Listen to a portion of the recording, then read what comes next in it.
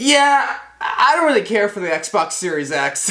Now don't get me wrong, this is an excellent console. It's very powerful, it's built for years to last, and the design is pretty cool, but there's a few problems that I have personally. See, my intentions for buying the Xbox Series X was to do an unboxing video and to do a review video. This one right here. But when my intentions are for both of those videos and not to play video games, that's when the problems really start. Now, it's not like I had problems upgrading from the Xbox One X to the Xbox Series X, but the gamer in me did have some problems. So let's sit down and talk about the problems that I have on the mic, have a cup of tea, and review the Xbox Series X. The Xbox Series X, releasing alongside the Xbox Series S on November 10th, 2020 to a lot of mixed reviews. A lot of people are giving it praise because of the potential graphical power that's going to be able to pump out to future titles, and a lot of people are hating on it for many different reasons. And if you think this is another one of those videos where I just blindly hate on the Xbox, that's not at all what's going to be happening. What I'm going to be doing is judging the things I have issues with based on my current lifestyle and my needs when it comes to a gaming console. You know, I feel like it's very important to understand your own personal needs and your own values when you spend over $500 on a gaming console. So at least if I can give my own personal opinions and my own judgments on what I feel about the Xbox Series X, then you can kind of get a good idea on if you're gonna see value from the Xbox Series X, rather than me just judging things that you frankly don't really care about and that I don't really care about. So finally getting into it, the first thing that I want to give is sort of like a thesis statement for this video, a too long didn't read version on how I view the Xbox Series X.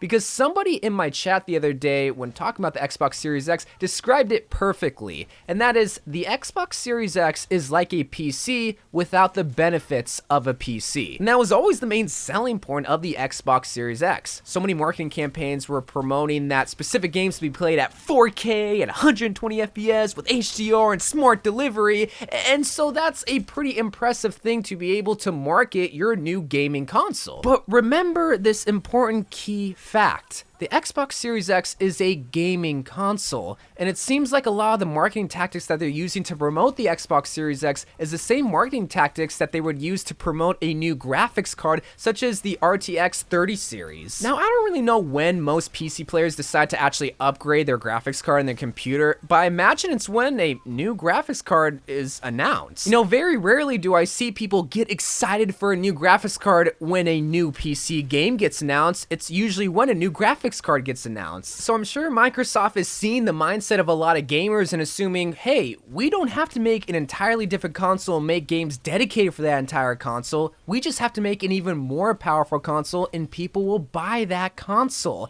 And that's exactly what happened with the Xbox Series X, and where my first problem came from is that there is no reason for me to buy the Xbox Series X when it comes to new games to play, because there aren't any. Remember what I said earlier, the Xbox Series X is a gaming console. It's not a PC. If I wanted to play a PC, I would go and build a PC. The main selling point for me personally when it comes to buying a new gaming console is to give me games that I can only play on the Xbox Series X. Not a game like Call of Duty Cold War that can be played on the PC or the PS5, and not a game like Overwatch that could be played on both the Xbox One X and on the Xbox Series X. No, give me something that can only be played on this brand new $500 machine. A game that would have been perfect for this opportunity is Halo Infinite. It's not a launch title, and that would have been a perfect title, but it will be coming out soon enough. But that is the biggest issue that I see, is that there's no reason for me to buy it on day one because, well, all the games that I could play on this system can easily be played on my Xbox One X. So at that point, what is really influencing me to upgrade from my Xbox One X to the Xbox Series X? Well, the graphics, the potential graphic power that you get when playing your video games.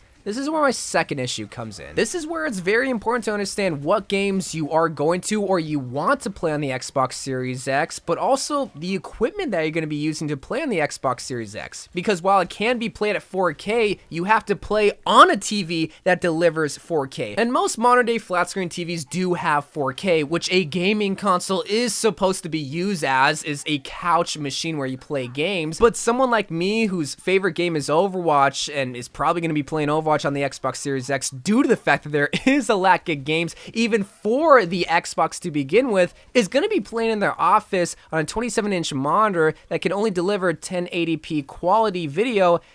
I'm not really going to see a lot of benefit from the upgrade to the Xbox Series X. Now, up until this point, you've been watching Xbox Series X gameplay of Overwatch, but let me compare and contrast the graphic differences so that you can really see and value how much of an upgrade to the Xbox Series X really is. Now, on the screen, you have two different consoles captured. Now, can you take a wild guess on which one is the Xbox Series X? If you guessed the right side was the Xbox Series X, you would be correct. On the left side, if you said the Nintendo Switch, you would also be correct. Now, the reason why I randomly threw in Nintendo Switch gameplay is to show you what I kind of expect when I spend $500 on a machine that can deliver me more graphical horsepower. Because now what you're looking at is Xbox One X and Xbox Series X gameplay of Overwatch. Can you really tell the difference? Now, some people will say, well, it's because Overwatch wasn't enhanced from the Xbox Series X. Well, that's the whole problem that I have, is that Overwatch is my favorite game. There's a whole library of games that aren't going to be enhanced by the Xbox Series X, and you're expecting people to pay $500 for this new machine that doesn't give any new games, that just enhances the games that's already out. That's why it's very important to decide how much you value graphics in a game, and also how much you value some of your favorite games possibly not being enhanced by the Xbox Series X. I want night and day differences, and if the main selling point of the Xbox Series X is graphics, well, then deliver me a different experience for a majority of your old titles if you're not going to be giving me any new games. Oh yeah, by the way, I lied. The beginning gameplay actually was an Xbox Series X gameplay. It was Xbox One gameplay. Now, the last and final issue that I have with the Xbox Series X, based on my own personal needs, wants, and expectations of spending $500 on a brand new machine, is that it just doesn't feel like a brand new console. In my unboxing the Xbox Series X, I said the same phrase over and over again. It's the same. She looks the exact same. It is the exact same height. So the startup is it's the exact same. Here is the Xbox Series X dashboard. It's the exact same as the Xbox One X. It's the same, it's the same. It's the same controller. It's the same user interface. It's the same design. Even the name, something as small as the name could have easily been changed if you're trying to market this console as a brand new different console. But it's so weird how they're doing it, because they're marketing it like it's a brand new console, but they're treating it like it's almost the same as the Xbox One X. And the Xbox One X is barely cheaper of the Xbox Series X, but for someone like me who was wanting to upgrade, I not only had to spend $500 a couple years ago, but now spend another $500 on a console that doesn't deliver me anything different. And I know that's a total nitpick and probably not relevant, but if I'm spending $500, I would kind of want a different user interface than the one that I've been playing for the past couple of years on. Plus, the user interface isn't even good. So, like, do I really want the same one again? No! And those are just some personal issues that I ran into when spending $500 on a brand new machine that you might run into. But also understand this, I wasn't stupid when I went and bought this console. There would be some people who'd be like, well, you should have known better and done your research before you spent $500. No, I kind of knew what I was getting into. Really, I bought the Xbox Series X to do an unboxing video and to bring a review video that I otherwise couldn't do if I didn't buy the Xbox Series X. I'm gonna make my money back just based on these two videos and expand my brand a little bit more. So it's not like I wasted $500. No, I went into it knowing that it was going to be a business expense. So as a business, this was a smart investment. As a gamer, this was a rushed investment because I didn't see much of an upgrade outside of faster load times, which is nice, but how much do I really value faster load times and potential better graphics for future video games that I might not care about down the road? I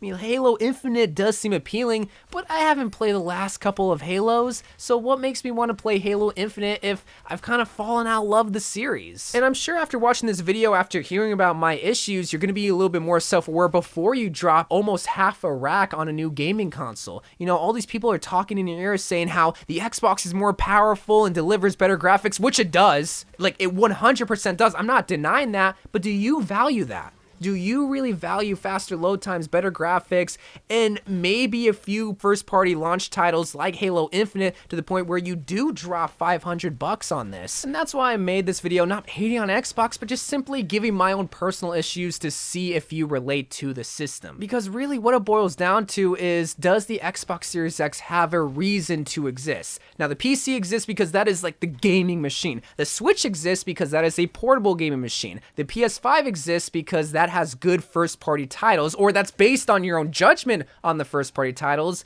And same thing could be said with the Xbox Series X. How much do you value Halo Infinite and first-party titles? And how much do you value faster load times and better graphics for already existing games and potential games down the road? Well, that's kind of up for you to decide. I'm not deciding for you, which is why I wasn't hating on Xbox. I just gave my own reasons, and if you can relate, well, then you kind of have your answer there. But anyway, guys, if you got the Xbox Series X, let me know how you're liking it, because as of right now, the business side of me is really enjoying the Xbox Series X. But the gamer in me, it's not really feeling all too great right now. But I love you guys. Thank you guys for watching. More Overwatch videos to come, more PS5 and Xbox Series X videos to come. I don't know. I love you guys, and bye.